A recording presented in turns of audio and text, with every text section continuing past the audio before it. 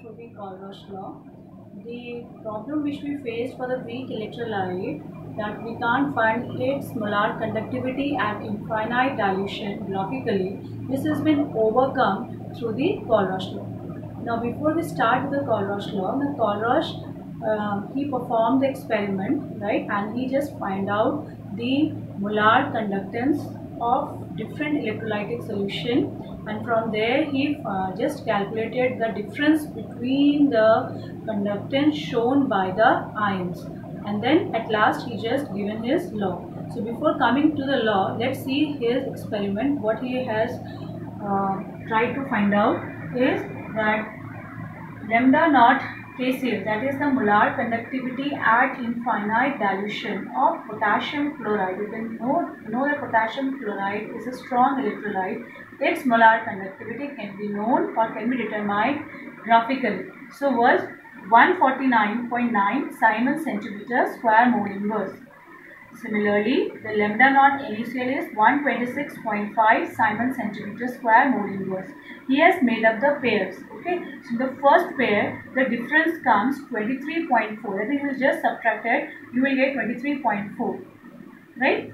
Similarly, he took the another pair here. This is of potassium nitrate and sodium nitrate.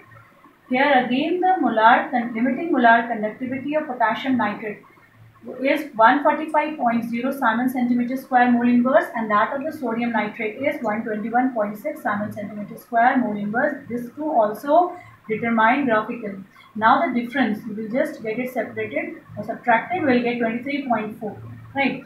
Now, what does he concluded from here? That the ionic conductance or limiting ionic conductance of potassium ion and the sodium ion, the difference is actually what?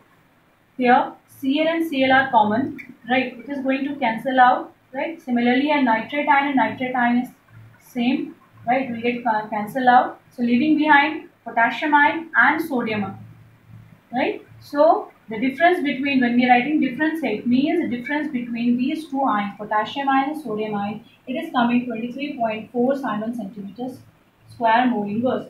Similarly, this was for the cation. Similarly, for the anion also he took ionic molar conductivity at infinite dilution for KCl is 149.9 centimeter square mole inverse.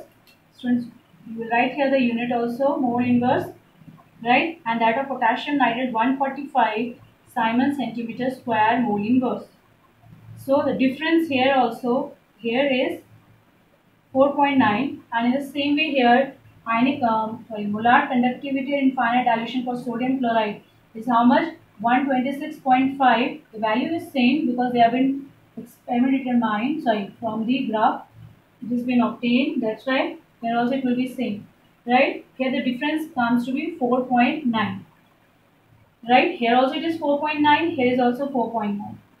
So here we can see that the potassium ion is common in these two, and here the sodium ion is common in these two. So here the molar conductivity at infinite dilution difference is between chloride and nitrate ion. Here also chloride and nitrate ion. So it is coming 4.9 here also and here also.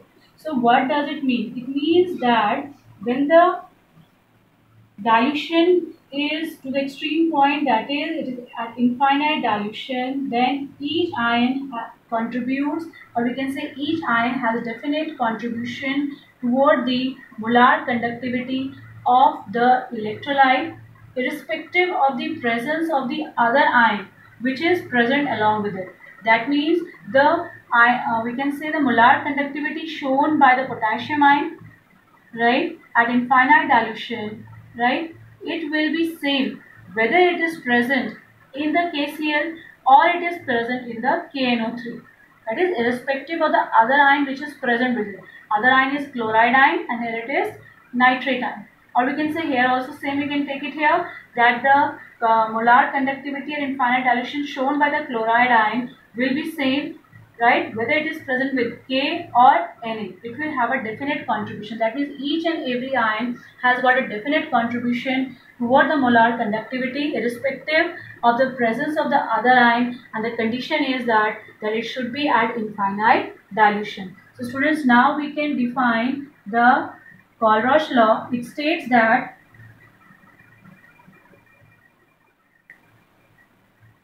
at infinite dilution, when dissociation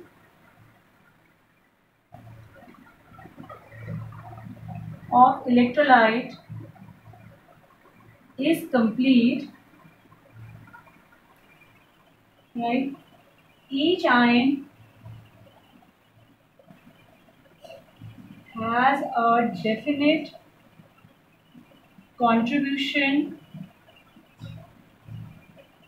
toward the molar conductivity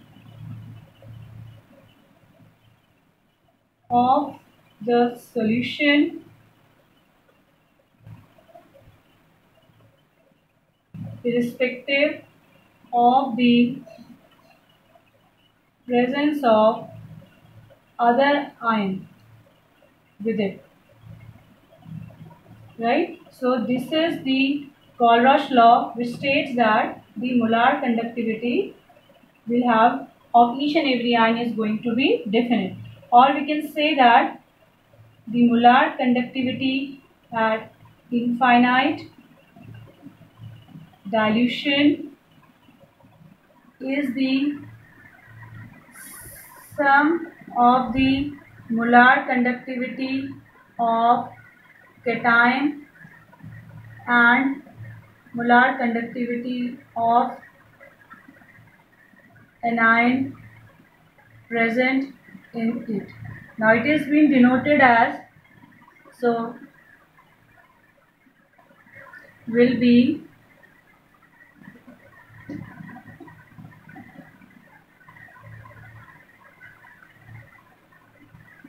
here, this is the molar conductivity of electrolyte. V here and V dash here stands for the number of cation and number of the anion, and lambda naught C plus and lambda naught A negative, or you can simply write down lambda naught plus and lambda naught minus, indicating the molar, or you can say the ionic molar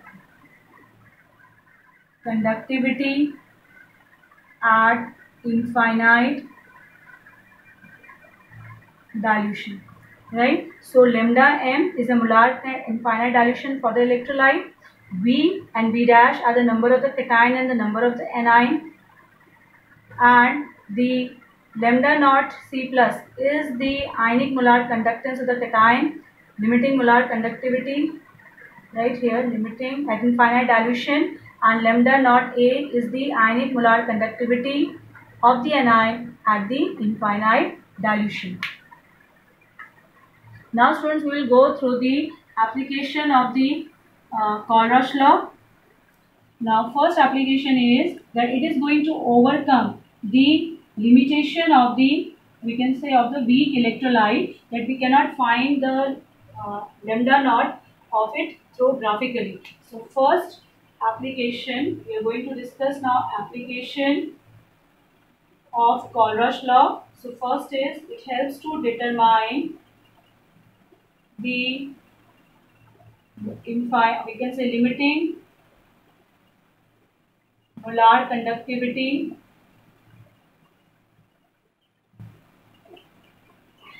of weak electrolyte.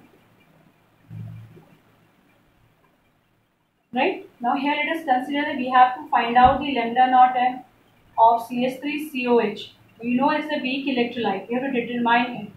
Now what is going to be the conductivity shown by sign? It will be lambda naught CH3COH will be equal to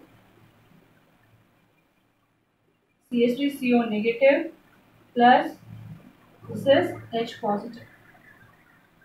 Right? This is there. This is for the weak electrolyte determinant. So to determine the molar conductivity and infinite dilution of acetic acid, we have to consider the strong electrolytes here. Now let us consider the strong electrolyte. This first is CH3COONA.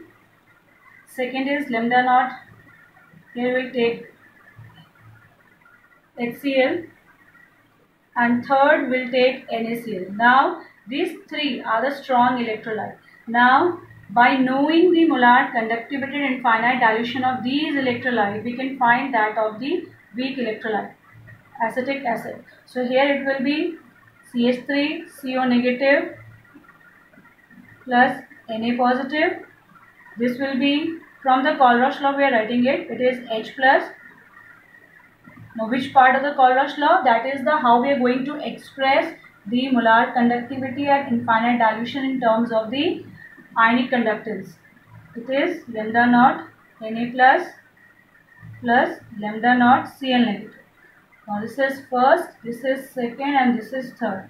Now we are going to add and subtract these three equations in such a way that we get this value, right? Now just see this trio. Now which two equations are we are going to add, or which two molar conductivity in finite dilution we are going to add? So you can see that CH3COO, this one, and H plus. This is present here and this is present here. So we will add these two equations. We are going to add these two values and we will subtract the third one from it. That means to obtain lambda naught CH3COH, we will add lambda naught CH3COONA because it is consisting, it's one of its ion, plus lambda naught HCl. It is also consisting one of its ion H plus. Now here the two CH3CO and H is there, but NaCl, right? It is not present here. So we are going to subtract it. It is in this way. Right. So by using this equation, by using the Colrosh law, we can determine the limiting molar conductivity of the weak electrolyte. Right. Now second is that we can, with the help of the Colrosh law, we can also determine here the degree of dissociation. Determine the degree of dissociation. So this alpha equals to lambda m at any concentration upon lambda naught m. So when we know these values at any concentration molar conductivity and at infinite dilution, we'll just find out the ratio and we will get the alpha value. Third is that we can determine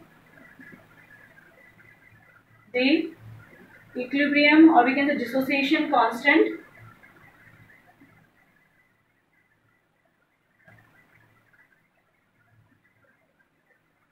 that is K C alpha square upon 1 minus alpha. We'll just put the value here. Concentration will be known to us. Alpha is lambda mc upon lambda naught m. This one it is getting square, and here it is 1 minus alpha value, that is lambda at any concentration upon lambda naught m. So by solving this, we can find out the dissociation constant.